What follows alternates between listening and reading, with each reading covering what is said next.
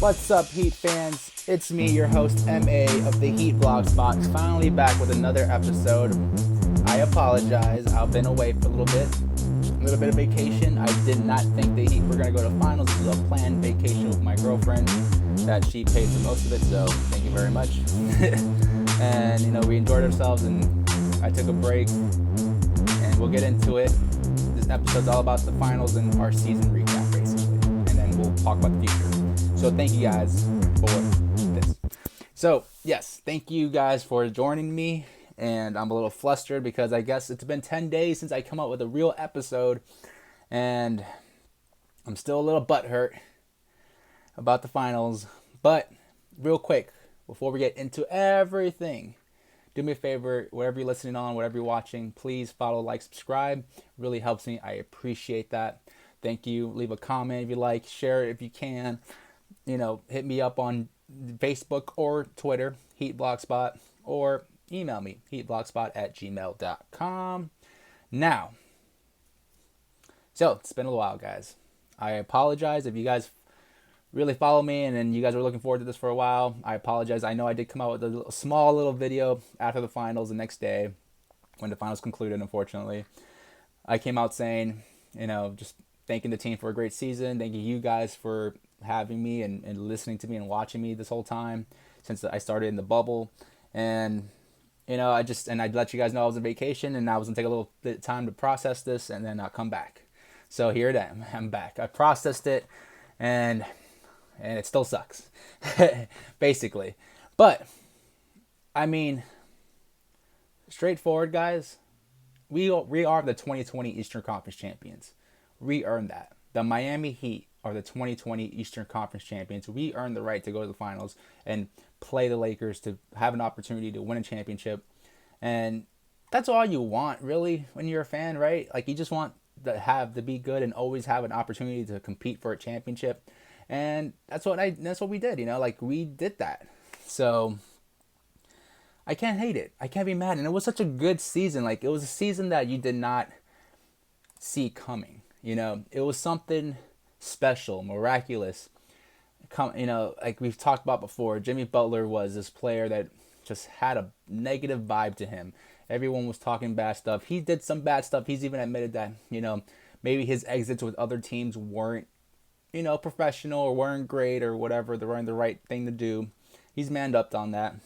But he comes to Miami, a team, a culture, an organization that is, basically made for him, made for his personality, made for his type of player. And it just works out seamlessly. And luckily we had the right players at the right time around him. And then the bubble happens to finish the season. So thank the NBA for allowing us to finish the season, allowing us to see the championship and all this stuff go through. It was a whole year, guys, a whole calendar year of NBA basketball. It took a whole year because of COVID-19. And we got through it. So, and we made it to finals and we got far and we had a great run and it was fun as hell and I loved it. I loved every minute of it to the point where I've come to realize this is now my favorite season. It used to be 2003, 2004 when we had Ray for Austin, D Wade's rookie year, Lamar Odom's for 1 year with us, Karan Butler's sophomore year, Brian Grant, Eddie Jones. We had all these guys. Ray for Skip to My Lou. Did I say that? I don't know.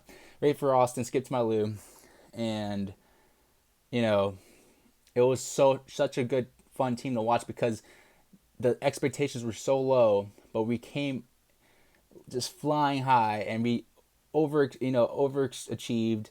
We went to the first round against the Hornets. We beat the Hornets, and then we made the second round. We gave a battle to the Pacers, and then that set up the future. Basically, that set up the next chapter, the next phase of the Heat. And that very summer, we ended up trading for Shaq, and then everyone knows the story after that, right? And I feel like this could be the next thing. This is that next jumping off point. We are here. Like, this is a team that no one thought. Now we just got to build upon it. We came in here with low expectations. We didn't really know what Jimmy Butler was going to bring. We saw Jimmy Butler in Minnesota, really, really take off offensively. But we still didn't know. We just didn't know what was going to happen. We didn't, Bam was still, raw. We didn't know what Bam was. Duncan Robinson was still a nobody to most of us. Tyler Hero is a rookie. Kendrick Nunn was an undrafted signed rookie.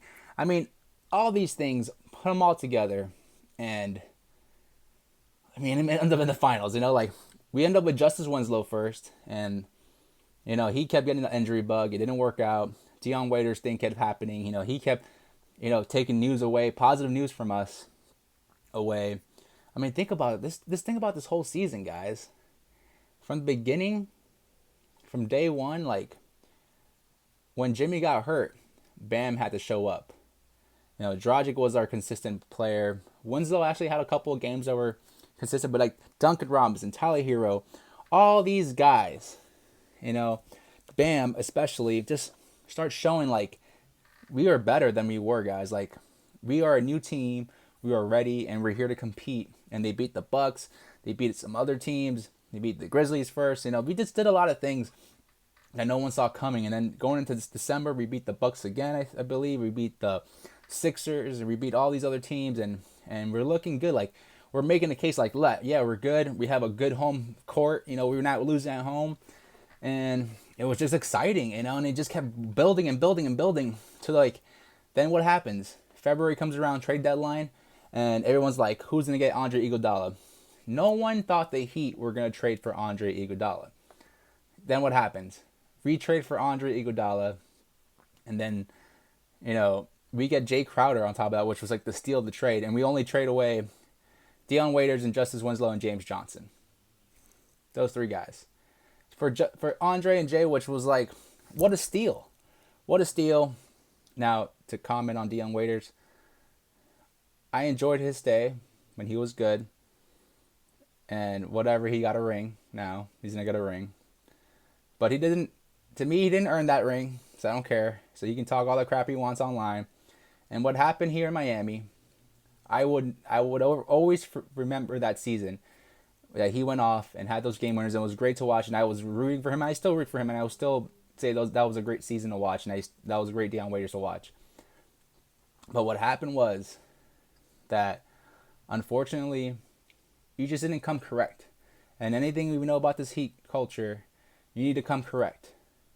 And you need to work hard because nothing's given to you. You earn everything with the Heat. No matter what it is, you earn it. And you have to keep earning it. You just don't earn it and then it's forever yours. No. You got to keep working it, keep grinding. And I think what happened was he got injured. He came back in shape. But when he came back, I think he just expected to be handed the job. He's like, oh, who's Kendrick Nunn? Who's Tyler Hero? Who are these kids? They're not Dion Waiters. So I think that's where he fucked up. And I'm sorry, I apologize for cursing. I'm trying not to curse anymore. I don't know if you guys noticed, but I'm trying not to curse. So he just didn't work hard enough. And these guys, these rookies, were there to work. One started working out with Jimmy Butler in the summer. Kendrick Nunn comes from a background of hard workers. Chicago kid, and was about to get signed by the Warriors. Luckily, the Heat swoop in and take him. Sorry, man. Like, you have to work hard.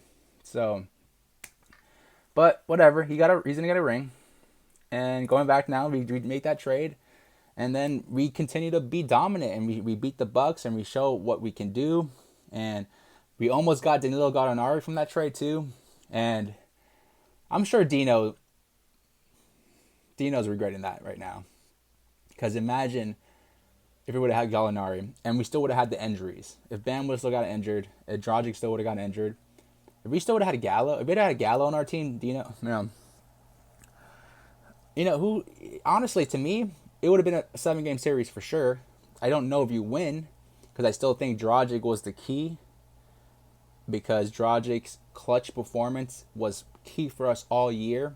He could calm us down. He hits clutch shots, free throws, threes, layups, or whatever we needed. He was there for it. And I don't know if Gallo really could do that, but Gallo would have been another playmaker, another shooter next to Bam, big guy. Just he could do a lot of things on offense. Not a bad defender, but not a great defender. But, definitely would have made a difference. And who knows? Just who knows? We probably wouldn't have to rely on Jay Crowder being so hot from 3 for so long. We probably wouldn't have to. But whatever. We go through all that. Then the COVID happens. We all know what happens. We go quiet for months. The bubble comes back up. I start this thing. We start rolling in the bubble. And you can just see the chemistry's there, though. Like, our team's built for this. Stay focused. Work hard. You're here to work. We'll have fun. But at the end of the day, we're here to the goal in mind, and that's to compete and win a championship no matter what. And we thrived in it. And it was awesome to watch. I mean, you guys, if you want, go listen to all my episodes and watch all my episodes. I mean, most of my episodes are on Spotify or Anchor.fm or Apple, wherever you get your podcast, guys, because I didn't bring the YouTube factor couple weeks after that. So the YouTube is not completely my whole thing. So if you guys really want to listen to everything I've said this season so far, go back to Anchor.fm or Spotify or Apple or wherever you get your podcast at. You can find it, Heat Vlog Spot. But it was so much fun, We came together, the team was gelling, everything was coming right, and I was like, okay, here we go. And the playoffs start, and we sweep the Pacers, swoop them. Then we play the Bucks, which I thought was going to be 6 to 7 games, 4-1 series. Let's go. Play the Celtics, who to me was our biggest threat because of their offensive versatility, their players they had, and everything. But we proved to be the better team. And we go to the finals to face the Lakers, and then, like I told you guys before, to win a championship takes luck. It does. No matter what, it takes luck. Like in 2012, we were lucky to play a Thunder team that was very inexperienced, and we were ready to win that championship with LeBron. 2013, Ray Allen hits a crazy shot. We get lucky. Go back to any championship, honestly. 2015, the Warriors beat the Cavaliers, but the Cavaliers had only LeBron. Kyrie breaks his knee. Kevin Love dislocated his shoulder in the series before. Boom. 2016 happens. Freaking LeBron gets lucky by having Draymond Green get out the game and all this other stuff. It's just luck after luck after luck, guys. That's all it is. It's lucky moves, lucky things that happen. Another thing that happened in that 2016, Andrew Bogut gets hurt and he's out of the series. That was huge. That was the best big man they ever had in during that Warriors dynasty. And it is what it is. It is what it is. So I said, and unfortunately the luck ran out for us, and the luck carried with the Lakers. They get lucky by Dragic getting hurt. They got lucky by Bam getting hurt, and that's it. And I thought the luck was gonna change when Anthony Davis looked like he was gonna be hurt. I was like, oh, maybe things will even out now. But it didn't last. But we got 2 wins. We earned 2 wins. We were 2 wins away from the championship. What a battle for the finals. What a great playoff run. You got the block from Bam against Jason Tatum in Game 1 of the Eastern Conference Finals. You got us dominating Giannis. You got, Jimmy Butler having the best games of his career so far. You got Dragic going off almost every game. Basically, he was going off against everybody. Tyler Hero shows up in the playoffs in the bubble. Just goes off, Kendrick Nunn has a great season. It's amazing to me, guys. It's amazing. This team went this far. Iggy came out at the right time. Jay Crowder came out at the right time. KO was playing great. Duncan Robinson becomes a sniper out here where the whole league isn't noticing now, and now has to pay attention to him, and he will adjust to that as he grows and gets better to this game. And you just can't hate what happened. You can't hate it. We could have won. I strongly believe we would have won if Bam and Dragic did not get hurt. I think we would have won in 6 or 7 games. That's just me. I saw the games. The games we lost, except that last game, we desperately needed Dragic and his last minute, his clutch performances, and we didn't have that player that can facilitate that for us in this team without Dragic. So, and that's where we came up short. But we played hard. We did a great job. I would say the only thing that I disagree with Spo on, and I wish he would have, and I think this could have made it a different series, honestly. This is just me and my gut, and how I play the game of basketball and what I think would have worked, I think we just should have played man to man the whole time. It's something simple, but like you made it to the finals, especially after game one when like Dragic's hurt, Bam's hurt, you know, I would have just played man to man, and just challenge my team, and go. This is our best attribute. This is what we pride ourselves on. We're gonna play the best defensive game, at least. Doesn't matter offensively because to me, the best defenses create great offense, and I think the Lakers showed that. In the end of the day, the Lakers played better team defense than the Heat did consistently throughout the whole finals. And you saw how that defense created offense for them. They kept getting transition looks, and that's where they thrived in. And they'll get threes or dunks or whatever, layups left and right. All these guys running and hustling, and that's what I'm thinking. Like that should have just been us. When you have Jimmy Butler, a great defensive player, you have a team and a coach that prides themselves in defense and hard working and all that stuff. I think we just should have played our cards and see how far it can get us. Easy as that, but we fell short, and it sucks and it hurts.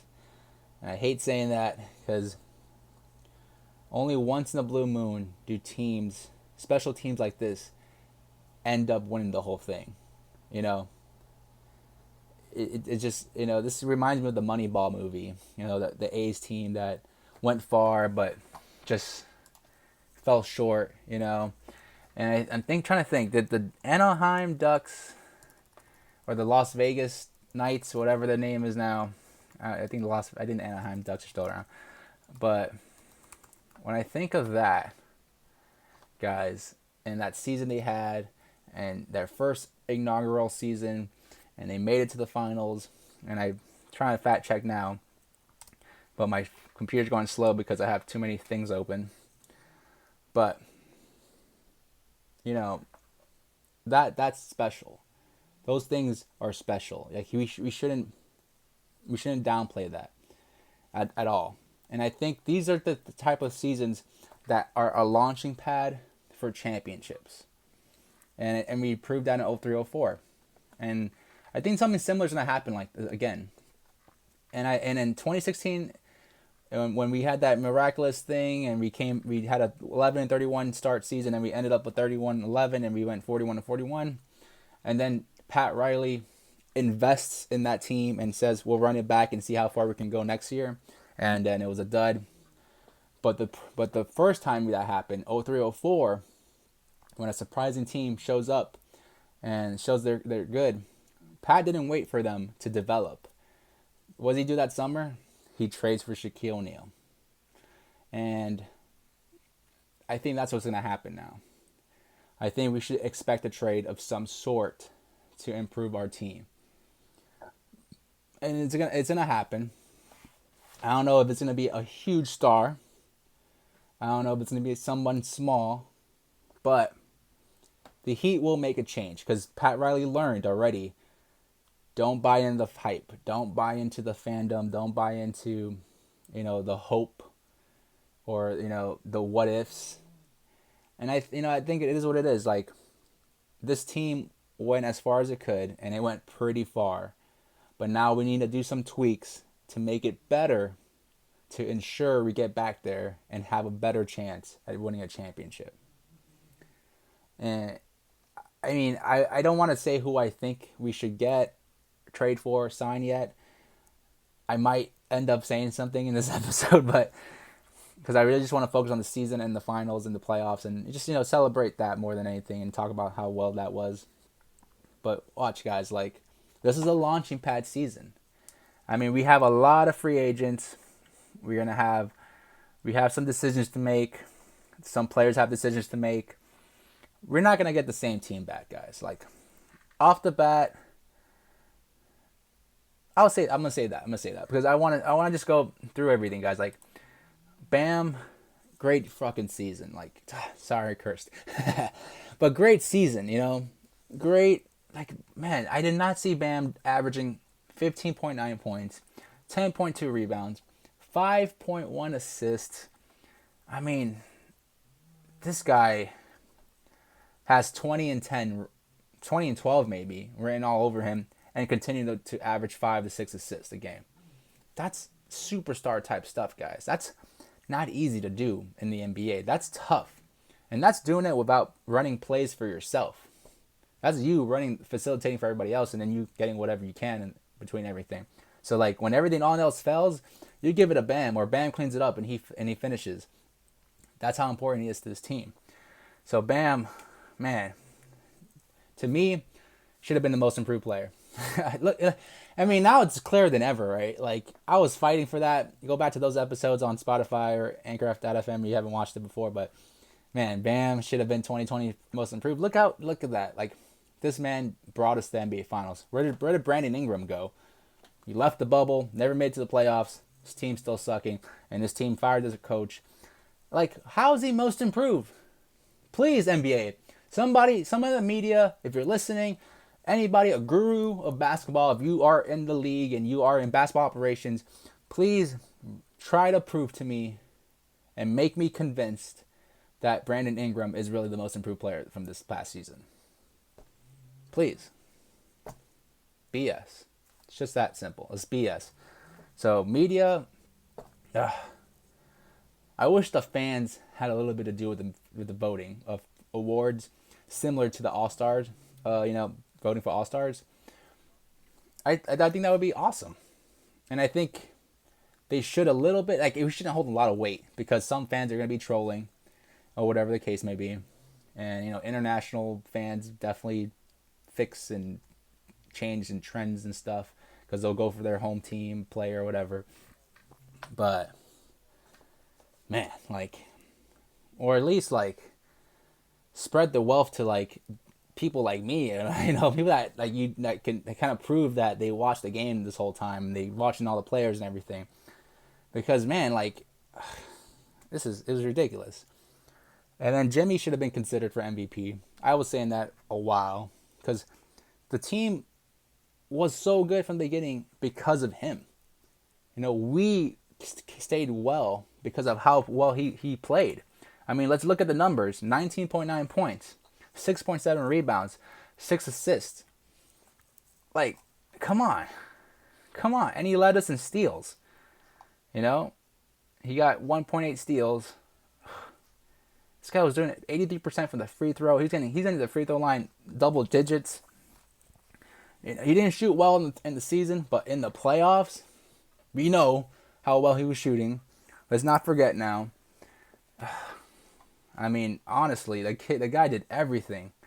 And he just changed his narrative. That's another great thing about this whole season. Jimmy Butler changed the narrative on his career. Now he's being viewed as somebody that can possibly carry his team to an NBA Finals. Like Dirk Nowitzki. 2011 when we lost, you can name a bunch of former All-Stars on that team during that year. But the real superstar and the real all-star that team was Dirk Nowitzki. And everybody else was just role players and chimed in and did as much as they can when they can. But Dirk was the driving force. And that's what I was hoping this year, that we were going to have our own 2011 Dallas team, that takes over and beats LeBron. So, and I want a rematch, guys. Like, I'm really hoping that we play that we make the finals next year and the Lakers make the finals next year, because I want a rematch against LeBron. So one of the worst things I hate about this loss is that it's against LeBron. Like, guys, honestly, I couldn't go on Twitter, Facebook very long. Like, the last week, I was barely on Facebook and Twitter. I'm sure I posted a couple of stuff. I probably retweet it more than anything, the stuff I wanted to retweet. But, man, like, I couldn't do it. And I really want to play them because that team was just built for this year, and they're going to be back. There's a lot of rumors that they're going to make a trade, and I think they're going to make a trade too, because they're not dumb. They know that they need to continue to evolve if they want to stay relevant and continue to compete and to see if they can get a back-to-back. LeBron wants to compete for sure, because he knows that a lot of people are going to talk stuff about this championship, So to validate this championship, you go back-to-back. And the same with the Heat. The Heat aren't getting a lot of respect right now, Even though we went to the finals, even though we just had a miraculous run, we're not getting any respect right now. To put the stamp on that, we go back to the finals. So both teams are going to improve. Both teams are going to try hard to get there. So, man, Jimmy Butler, what a year. I mean, I'm just thinking back right now, the performances he had in this finals, and, man, I mean, like Dwayne Wade-esque, you know? It was just Dwayne Wade again. And I loved every minute of it, and it was, oh, man, it was awesome. You know, he was taking it in, being aggressive, shooting threes when he needed to, mid-range game, free throws was huge, playing great defense, just being a leader, creating for others. Man, you know, just being tough. You know, and it wasn't fancy, it wasn't glamorous. I mean, the number one picture you're gonna get is the one in Game 5 when he's hunched over, being super tired, about to shoot free throws. That's gonna be his iconic picture. Allen Iverson, his iconic picture is him jumping, you know, stepping over Ty Lue, and that might be Jimmy's. And I think Jimmy doesn't want to go out like that. Jimmy doesn't want to be seen as Allen Iverson, where he got to the finals once and was able to prove that he was that good, but he wasn't good enough to win a championship.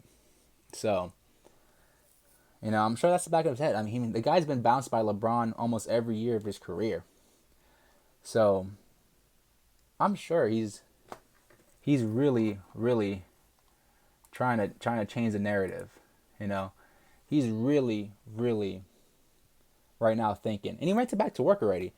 He right after I think the next day he was already working out, sharing pics of him in the gym working out. He could tell he's not ready, and the NBA is already disrespecting us, and the Vegas is already disrespecting us with no odds to win or the same odds as the Celtics. But whatever, like, we're gonna pay attention, but we're not gonna care, because at the end of the day, this year no one gave us the odds, and we made it that far, so we don't care, you know. But in the back of their heads, the players are for sure thinking about this one. Dragic's thinking about this one, you know. And Dragic, what a year. To come off the bench all year, and then the bubble starts, and you start, and then you have a playoff run like that. That's a champion, man. And he reminded me of his 2018 Euro Championship that he did with Luka for Slovenia. And if you guys I don't even know if it exists, if you guys can find this, maybe on YouTube, but go and see if you can find the Slovenia Championship games, that whole run for them. Watch Goran Dragic, because he was showing how good he was right there. That Goran Dragic showed up in the bubble. Wow, just wow. I mean, look at his numbers off the bench, 16.2 points, 3.2 rebounds, 5.1 assists. The guy was still being a playmaker, and shooting effectively off the bench. I mean, champion. Then we get this rookie called Tyler Hero, where he comes with the swag. We draft him, the swaggy suit, everything looking cool. This kid just shows up, scores 13.5 points a game in the regular season, 4.1 rebounds, 2.2 assists. But damn, we all know what he did in the playoffs.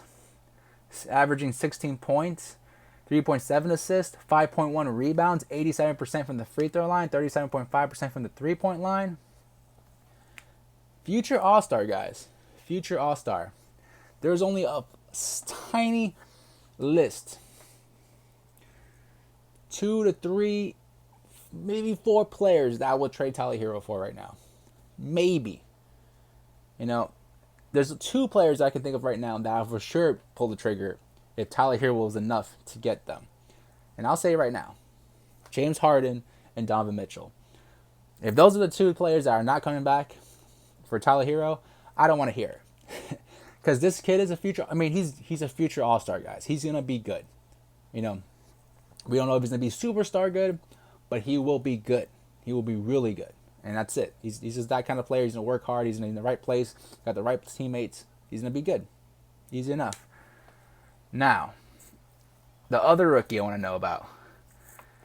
Guys, wait, hold up. Before telling the Snarl. Did anyone buy the shirt? If you bought the shirt from Miami Heat store about the Snarl, let me know.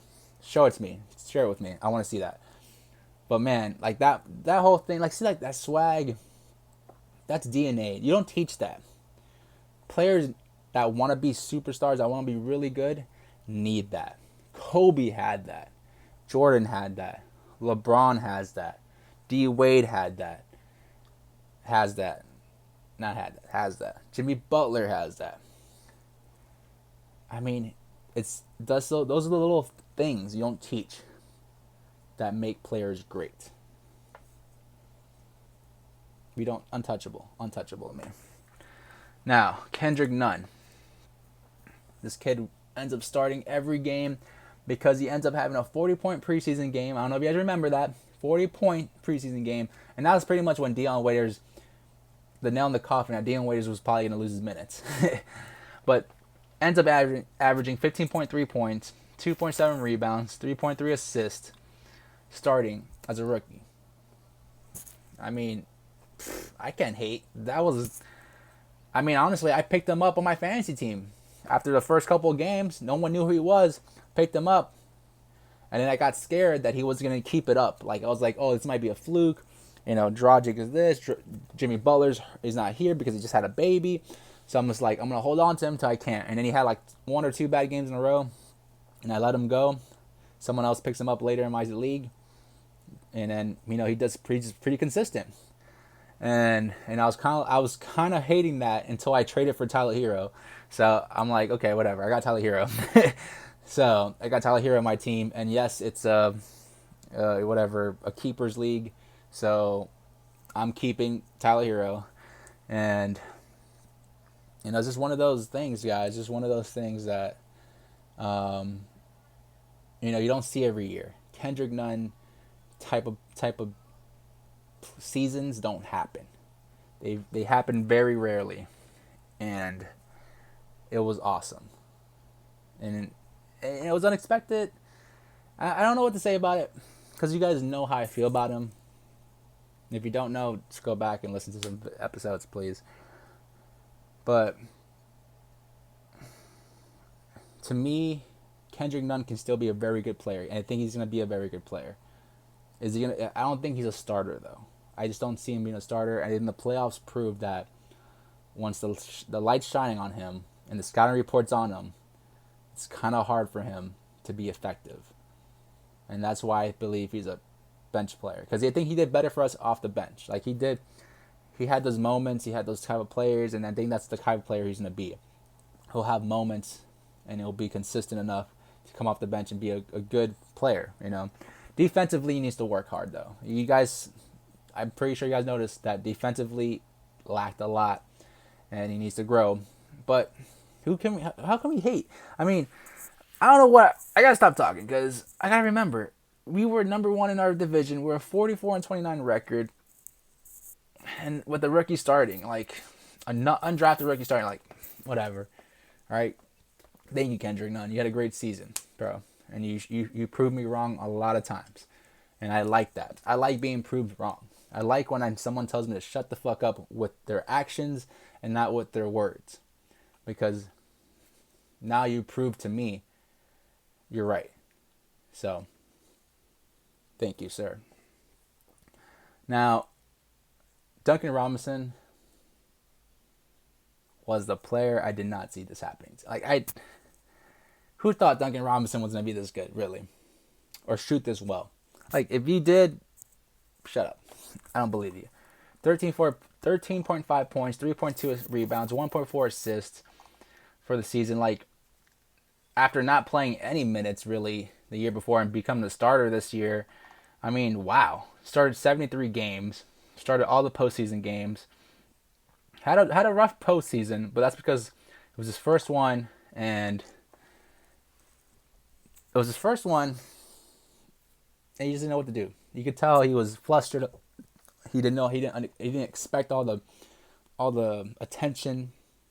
It got to him for a little bit, but he did break out of it at least a couple times, and he had a couple of games, and when we really needed it, and he could be really good. I think he's a specialist, but there's room for improvement, and if he can add a couple little things to his game, And I think a big one, what no one talks about, is rebounding. For his size, I think he should be a better rebounder.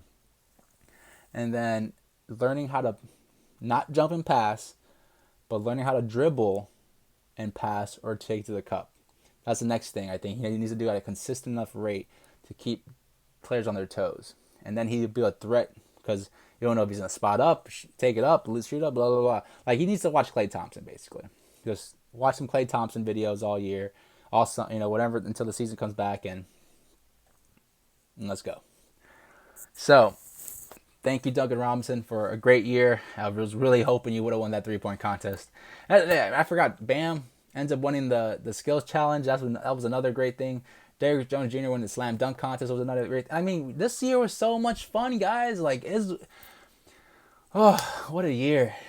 It was such a good year to be a Heat fan. Like, and that's what I loved about it. That, like, at the beginning of the season, I had to talk a lot. Like, and I wear Heat stuff all the time. Like, and I'm subtle with my Heat stuff. Like, I'm not wearing a huge shirt. I don't wear my hats all the time. Maybe, but not. I try not to get them dirty. So I don't like to wear them out too much. I don't like, if anything, really, my keys, I have a lanyard that Heat. I have my sunglasses say Heat on it. Like, I'm subtle with it, but I'm always wearing something Heat. And then, so when people see it, they notice it and go, hey, and they talk about it. And then I have to, like, every time I have to defend the Heat. If you're not a Heat fan that I'm talking to, I have to defend the Heat. And because people like to talk crap, and we're one of the most hated teams in NBA because of numerous reasons. Pat Riley was one of them. Then we got Shaq, and then people didn't like Dwayne Wade, and people didn't like LeBron and Chris Bosh coming, and people don't like Jimmy Butler. For some reason, people don't like Eric Spoelstra, which I don't get, because the guy is the definition of hard work. But whatever. And I just find myself always having to defend. And then, but when the Heat are doing a season like this, a season where we have no excuses. People can't go like, oh, but you have Dwayne Wade. Oh, but you have LeBron. Oh, but you have Chris Bosh. Oh, but blah, blah, blah, blah, blah. Oh, but you have Shaq. And in a year that we didn't have any of those things, any of those excuses, it was awesome because I didn't have to say much. I just said, hey, look at this. I said, I just had to show them. They just had to see and watch with their eyes. And they noticed it, and it's like, oh shit, maybe he's right. I'm like, yeah, I'm right, because this team works hard, man. Like, it's not flashy, it's not pretty, it's not glamorous, but it works, and that's what I love about it. It's consistent, okay? It's truthful, it has integrity. It's gonna, it's just everything I like, and I love it. And it turned a lot of people's heads. And it's awesome. It's awesome, guys. And now, it was what a great year, guys. I mean, we went to the finals. We won slam dunk contest because of Derrick Jones. We won the skills challenge. We had a contestant in the 3-point contest. I mean, we had 2 All-Stars. One was a first-time All-Star. We went to the finals. We had a great run. We beat the Bucks. We beat the Celtics. We almost beat the Lakers. Man. We're just going to get lucky, guys. We're just going to get lucky. Goran Dragic probably could have competed for the 6th man, Yeah. Man. And then the bench, Jay Crowder was great for all the games he played with us. Loved having Jay Crowder. I hope he could come back, but I'm sure you guys have already seen the recent news. He wants security. He wants a long-term deal. He's looking for a long-term deal. And I just don't think Miami's going to give it to him right now because, like I said, I think Pat Riley learned from his blunder of buying into the hype and hope of that 2016 team, and he's not going to give the money. He's not going to do it, especially if he believes someone on our team already can step up, or if he can get somebody that can provide what he provides at a better cost rate. So,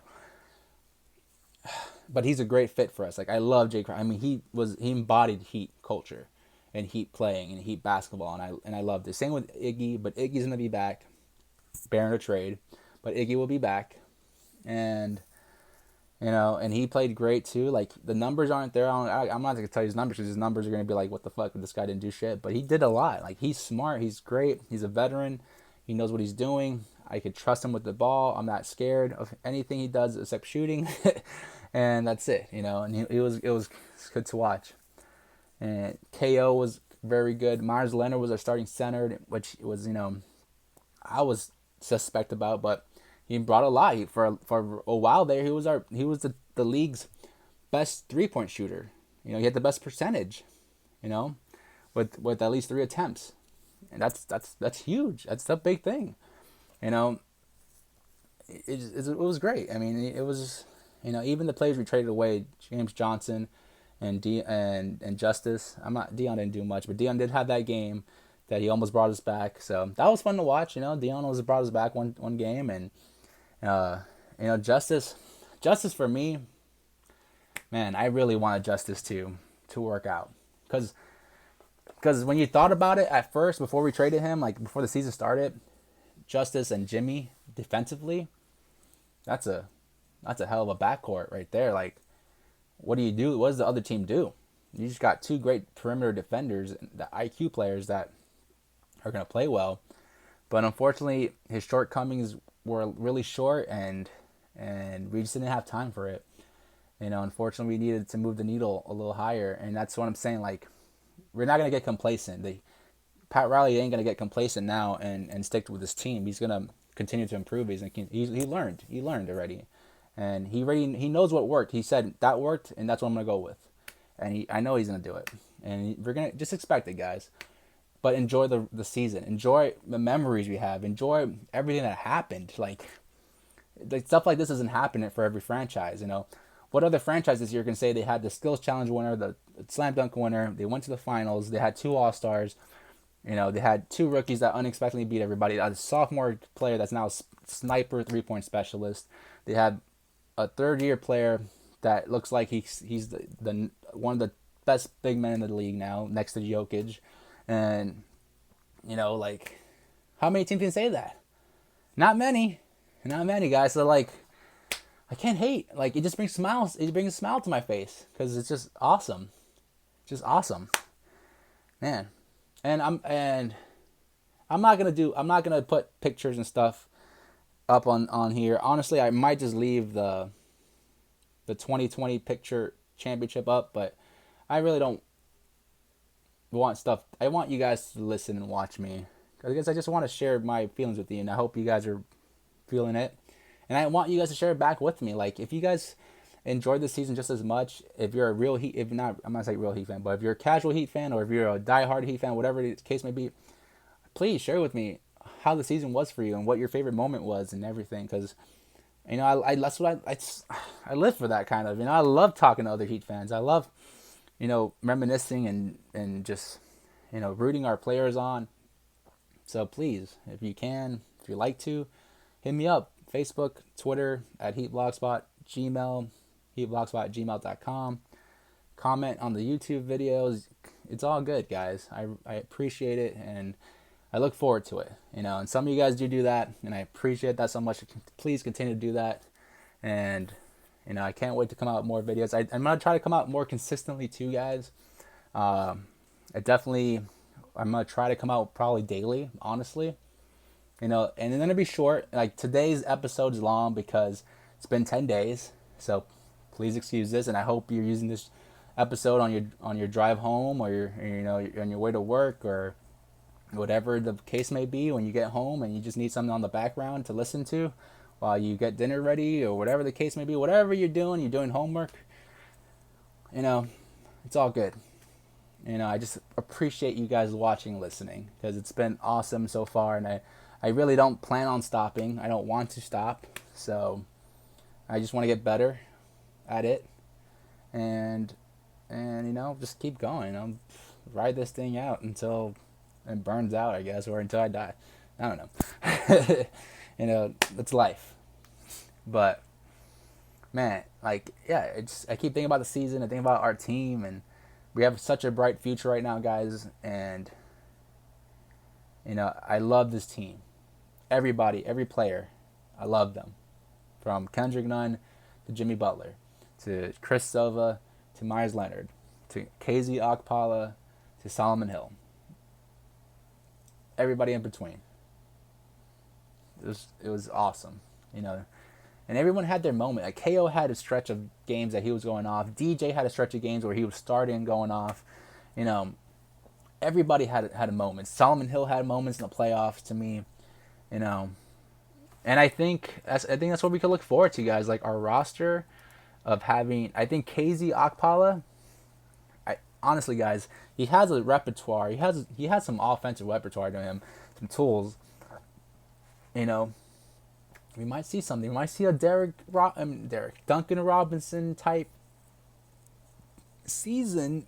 You know, I'm not gonna say he's a 3-point specialist, but a renaissance, uh, a good story of KZ Okpala, because we did trade for this kid. We traded Bobo for this kid, and then Chris Silva, we signed him to a multi-year deal, and I like Chris Silva. I liked him whenever he played. I thought he was high energy. He reminded me of like a mix of Joel Anthony and Chris Anderson. You know, if you guys want to, put it as something, like that's how I viewed it. And sorry if you just saw my hand, but I have my low power mode screen come up. So if you're watching on YouTube, apologize.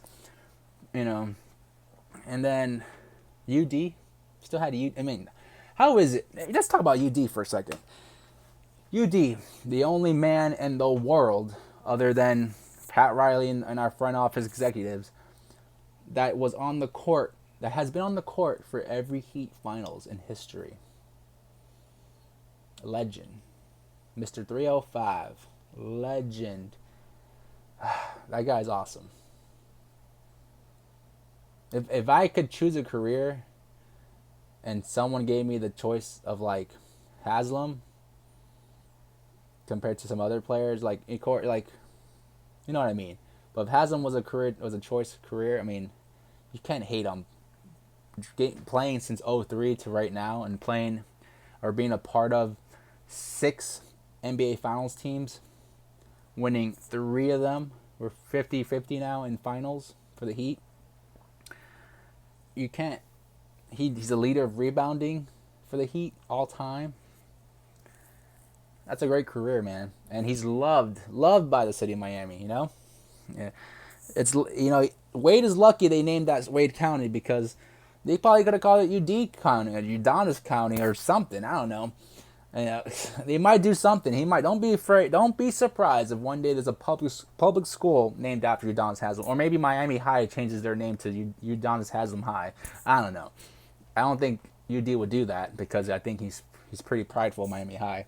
But don't be surprised if something comes up one day of UD forever ingrained in Miami. He is. I mean, he has so many businesses in Miami and everything. So that guy's just awesome. Like, go support him. If you guys want, I know he owns Subway sandwich shop, so go eat a Subway sandwich, if anything, at his spot. So I can't. I'm in Tampa Bay, so I can't do nothing. But yeah, man, just a great year.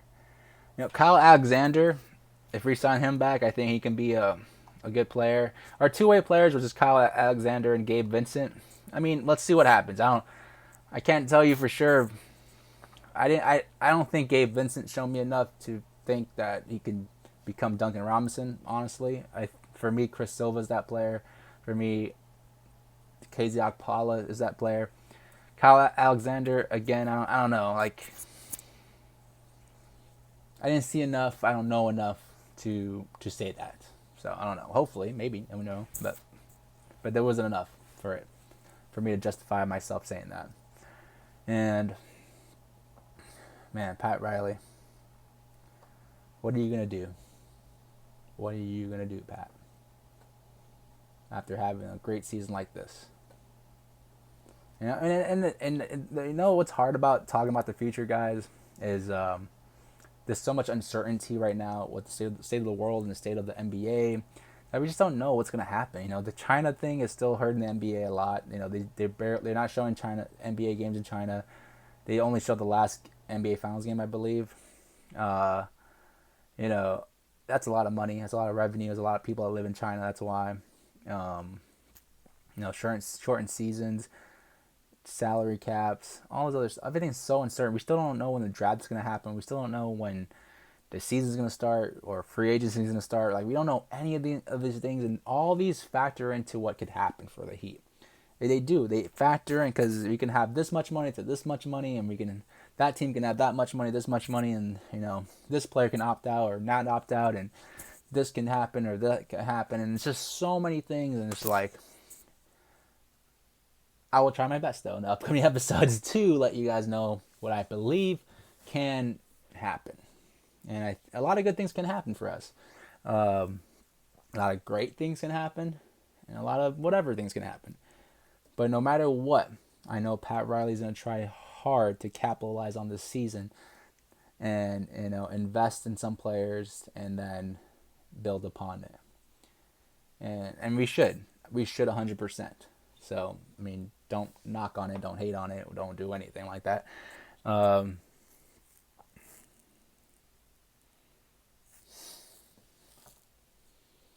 cheesing right. If you're listening, I'm just cheesing right now because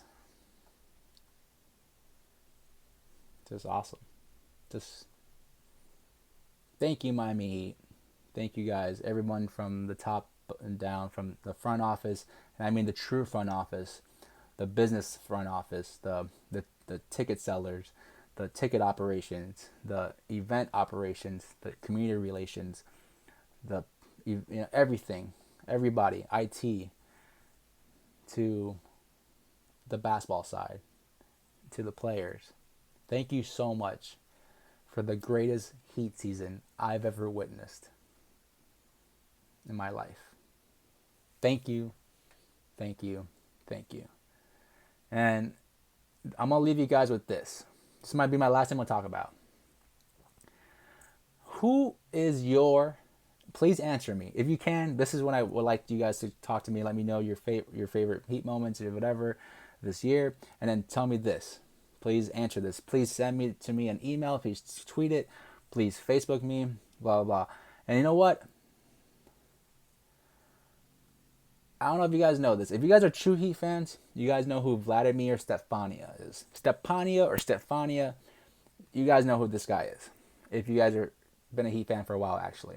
Because he played in the early 2000s with us. I have so many of this guy's basketball card with the Heat, him in a Heat uniform, that whoever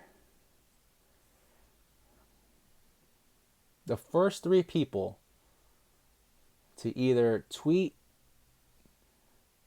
Facebook me, either tweet me or YouTube comment me their favorite moment of the Heat this season, and someone's talking outside. I'm trying to figure this out, guys. Okay, send me your favorite Heat moment of this year and your all-time Heat starting lineup now after the season has concluded. Now maybe you have to reshuffle some things. And the first three people that do that, either tweeting me, emailing me, or commenting on YouTube. Actually, let's just do that. Tweet me or comment me on YouTube. The first three people to do that, I would IM you, message you for your personal information, and I will mail you guys a Vladimir Stefania Heat basketball card. And I know it's not a great player or anything like that, but if you're a diehard Heat fan and you know what's going on, I mean, that's a Heat player that played for us, and he didn't have a miraculous season or anything, but honestly, he was a pretty good European player for the time. He's no Dirk Nowitzki, I'll tell you that. But go look up some Vladimir Stefania. He had a shot for a big man at the time that was rare. He rebounded. He played good, solid defense. Vladimir Stefania, guys, look him up.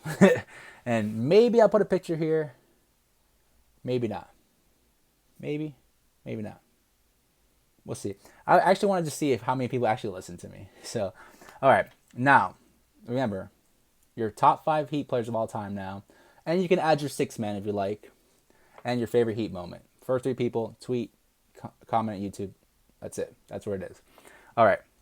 Now, my all-time Heat roster, or my starting lineup of the all-time Heat for me, and my 6th man. Point guard, Timmy Hardaway. And I think that one's just... No, I'm changing it right now. Goran Dragic. Goran Dragic is my point guard all time because he's played more seasons, he made an All-Star game, and he actually got us to the finals. And he was a big reason why. And unfortunately, Tim Hardaway, even though he had All-NBA seasons, even won first All-NBA season, he had some great series against the Knicks. He had at least one good series against the Knicks where he actually probably won it for us because Alonzo Mourning got suspended and whatever. But Dragic, because I think we all know if you've been watching the Heat recently, you know why you're Dragic. Now shooting guard, no brainer, right? Dwayne Wade. And then small forward. This is where I'm stuck, guys. And for me right now, Jimmy Butler is my small forward. After one season, Jimmy Butler is now my all-time Heat small forward. Power forward, LeBron James. And LeBron James did play power forward because Chris Bosh played center. And Shane Battier started at the 4. Started at the 3. LeBron started at the 4, really, technically. And that's how I'm going to go with it. So, LeBron James, my power forward. And then I have to put Alonzo Mourning as my center because he's my favorite Heat player of all time. Because he truly got me into the Heat. He truly made me the fan. And he's the one I followed at first and was hoping that he will carry the Heat to a championship, which he did not, but he was a part of our first championship. So it is what it is. But Alonzo Mourning's our center. So going back, recapping. Point guard, Goran Dragic. Shooting guard, Dwayne Wade. Small forward, Jimmy Butler. Power forward, LeBron James. Center, Alonzo Mourning. Now my sixth man. And then this could be anywhere, right? You have Tim Hardaway, you have Shaq, you have Chris Bosh. You have a lot of players in between. And for me, it's Chris Bosh. Because he was the most important player on our championship teams with LeBron. The most important. Because if he did not change the way he played the game, it would have never worked. And we probably would never won a championship. Who knows? We don't know. But because of his way of changing his game, getting bulkier, playing great defense, being a defensive force, playing stretch shooting, changed the game a little bit, honestly. And that's my sixth man. I mean, as much as I love Shaq, the way he left, burned a bridge for me. Left me a little salty, which I still am. Tim Hardaway, I think time has passed where enough players have surpassed him, just surpassed him in my list, unfortunately. Though I still think he's one of the greatest Heat players of all time. Don't get me wrong. He's second behind Dragic in point guards. And then, who else can I mention? I mean, this is too many. You can mention a lot more, but those are it. Those are it for me. So, let me know who you guys think are your starting Heat 5 of all time. Your starting 5 of all time Heat players. And then let me know what your favorite Heat moment is. Tweet me. Comment on YouTube. I appreciate it, guys. So, I think I'm going to leave it there. What a great season. 2019-2020 season. It has concluded finally. Unfortunately, the Heat fall short. Just 2 wins from the NBA championship. But what a season it was. Jimmy Butler rewrites his story. Bam creates a story. Tyler Hero shows what rookies are all about again. Kendrick Nunn shows what undrafted rookies are all about. Duncan Robinson shows what hard work and sniping is all about. Goran Dragic shows what a heart of a true champion is all about. Jay Crowder shows what hard work is all about. Iggy shows about what veteran presence is all about. Everybody else has something, but wow, what a team. Spoelstra proves and stamps how great of a coach he is. Pat Riley stamps how great of an executive he is. Now you can't question how great Pat Riley is. You can never question this man. And I don't think anyone should ever question Spoelstra again, because look at the team he went to the finals with. So I wanted to curse there, but I stopped myself. All right, guys.